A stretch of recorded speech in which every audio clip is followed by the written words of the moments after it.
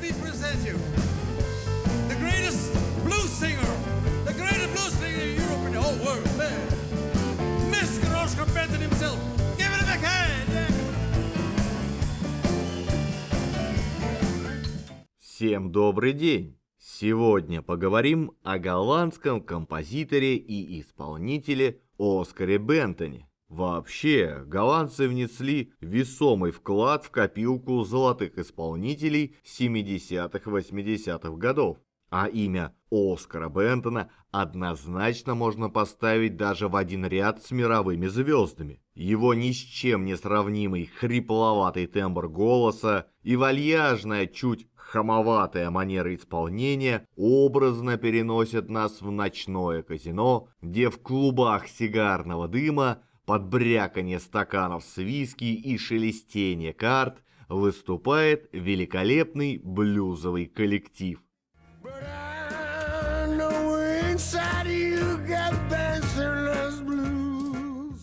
В миру его звали Фердинанд ван Эйс. Он родился в 49-м в голландском городке Харлеме, известном своей нерядовой историей и тем, что в нем в свое время родилась целая когорта живописцев, от Халса до Рейсдала. С детства Фердинанд проявлял интерес к самым разнообразным музыкальным жанрам, учился играть сразу на нескольких инструментах, а скрипку и мандолину будущий исполнитель осваивал уже в Гаагской музыкальной консерватории. Ну а первые выступления Бентона проходили в клубах и барах, посетители которых восхищались его роскошным вокалом с налетом хамства. И окончив класс скрипки в 1967 году, молодой человек организовал свою первую блюзовую команду и в соответствии с модными веяниями той эпохи взял себе псевдоним, превратившись в Оскара Бентона. Вообще его группа Оскар Бентон Блюз Бенд состояла из невероятно талантливых молодых музыкантов, объединенных любовью к блюзовому жанру, и ребята решили не отставать от своего лидера. Бас-гитарист Питер Ван Коутен стал Хэнком Хокинсом, барабанщик Херман Суверейн Тани Лантом, а пианист Хан Ван Дам Баррелхаусом Бейли. То есть ребята как бы разделили себя на две сущности. Одна на сцене, в мире музыки, а другая в быту и личной жизни, например, при оплате квитанций голландского ЖКХ. Весь 67 год ребята активно выступали на блюзовых площадках Нидерландов и соседней Бельгии. Спустя несколько месяцев у них даже появилась дебютная пластинка, созданная при участии компании Phonogram Records. На одной части первой большой пластинки были каверы от Элвина Ли, Алекса Корнера и других блюзменов, а на второй стороне композиции, написанные самим Бентоном. И, к удивлению, этот альбом имел грандиозный успех и массу положительных отзывов даже от именитых блюзовых исполнителей тех лет.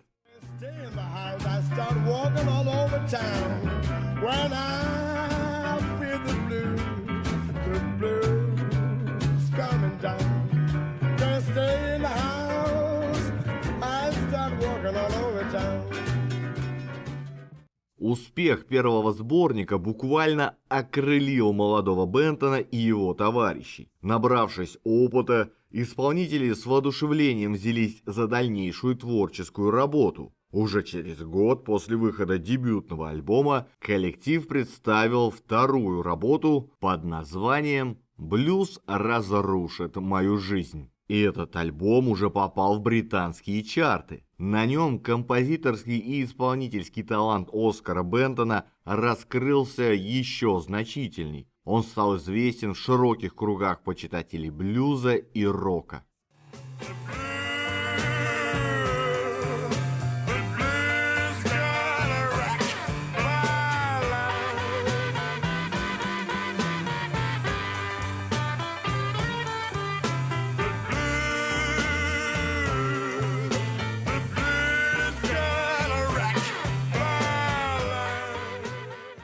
Следующая пластинка увидела свет в 1971 году, а параллельно с ее записью Оскар выпустил 2 песни совместно с известной нидерландской певицей Моникой Вершур. Оба сингла стали суперхитами сначала в Голландии, а потом и во всей Европе.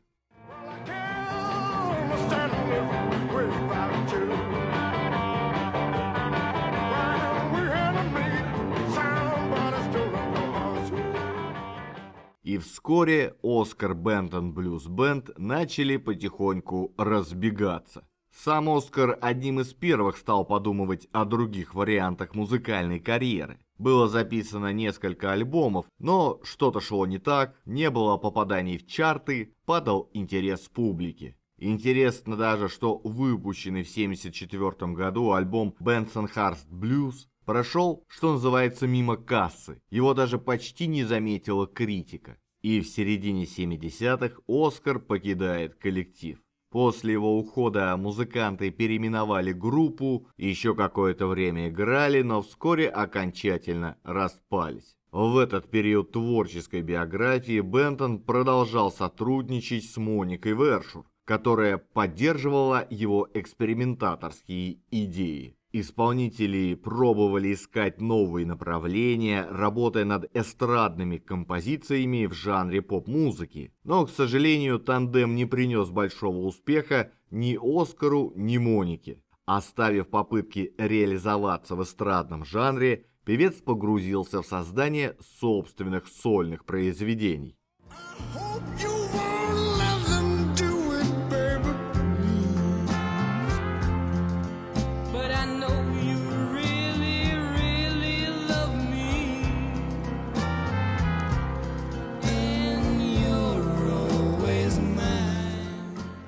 И по-настоящему звездным для Оскара Бентона стал 1981 год. На экраны вышел фильм «За шкуру полицейского», в котором саундтреком стала песня голландского блюзмена. Композиция с названием «Bensonhurst Blues» мгновенно завоевала сердца слушателей и стала настоящим шлягером, покорившим ведущие хит-парады Европы.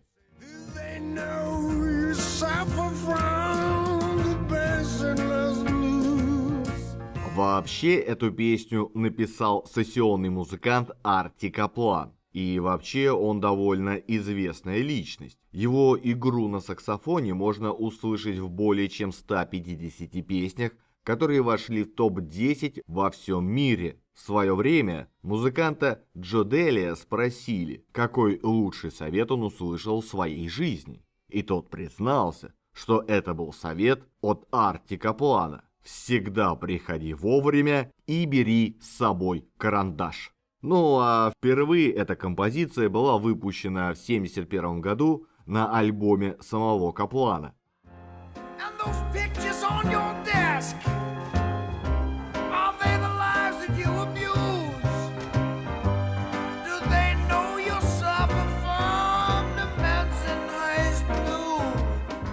Но ей в исполнении Оскара Бентона необходимо было попасть в руки Алена Делона, который выступил в роли режиссера и главного героя в фильме, куда органично вписалась эта замечательная песня. После этого кто только ее не перепел. От Челентано в Италии, Патрисии Кас во Франции и до Лили Ивановой в Болгарии. Ее относительно недавно даже исполнил наш Григорий Лепс под Новый год с выдуманным текстом про Деда Мороза и Снегурочку.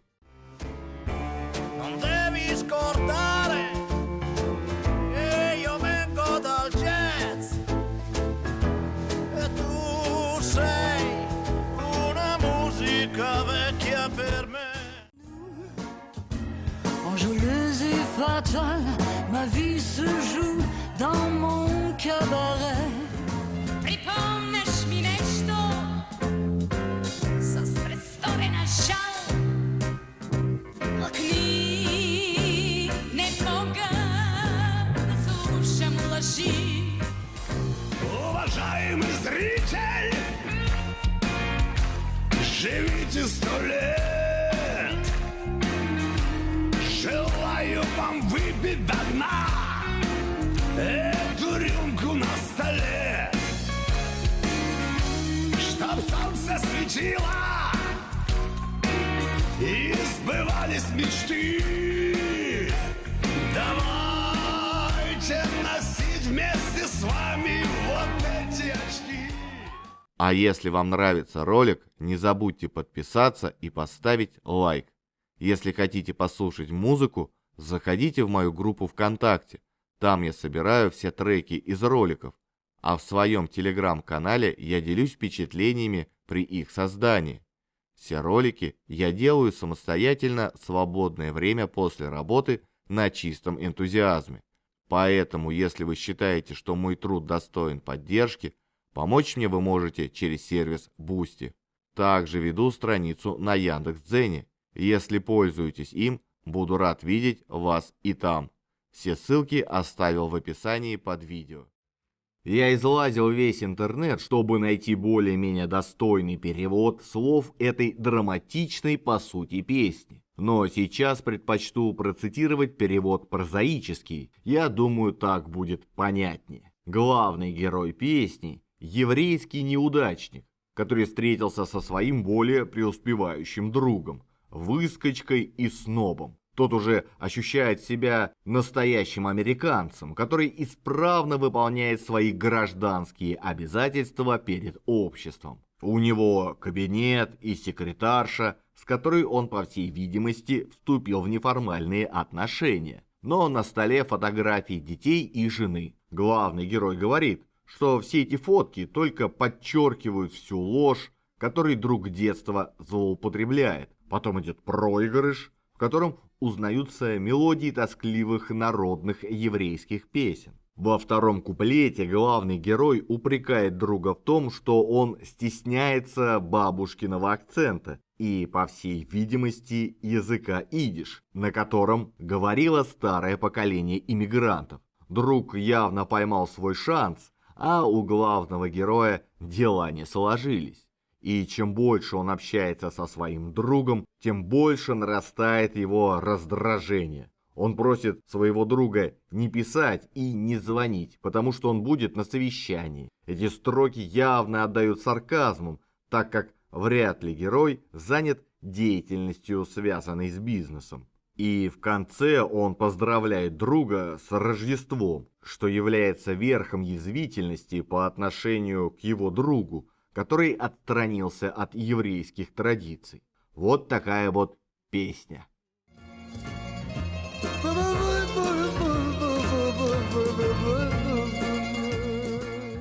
Благодаря такому взлету Оскар Бентон принимает решение о записи нового студийного альбома и возобновлении концертной деятельности в составе прежней группы. И в 1987-м происходит возрождение Оскар Бентон Блюз Бенд, а вскоре гигант музыкальной индустрии Эми берется за переиздание старых релизов коллектива, что помогает закрепить достигнутый успех. Созданный с нуля коллектив объездил города европейского, азиатского и американского континентов, оставляя после себя восторженные отзывы старых и новых фанатов. Мировое музыкальное турне продолжалось до начала 90-х, но в 93-м году существование группы было решено прекратить.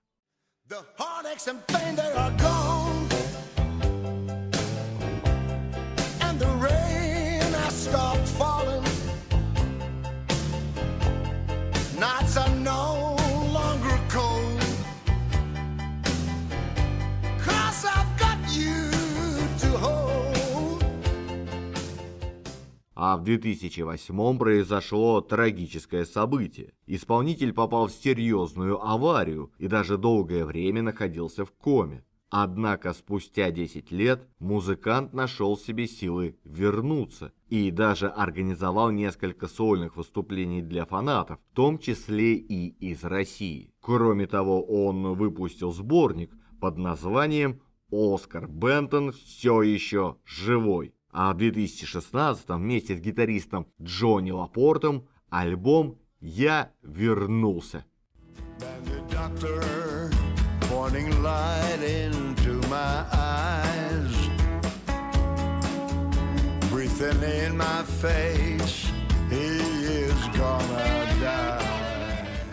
В 19-м они выпустили еще один альбом. Однако 8 ноября 2020 года сердце Оскара Бентона остановилось. Он часто бывал в России. Маэстро особенно полюбился один из джаз-баров Петербурга.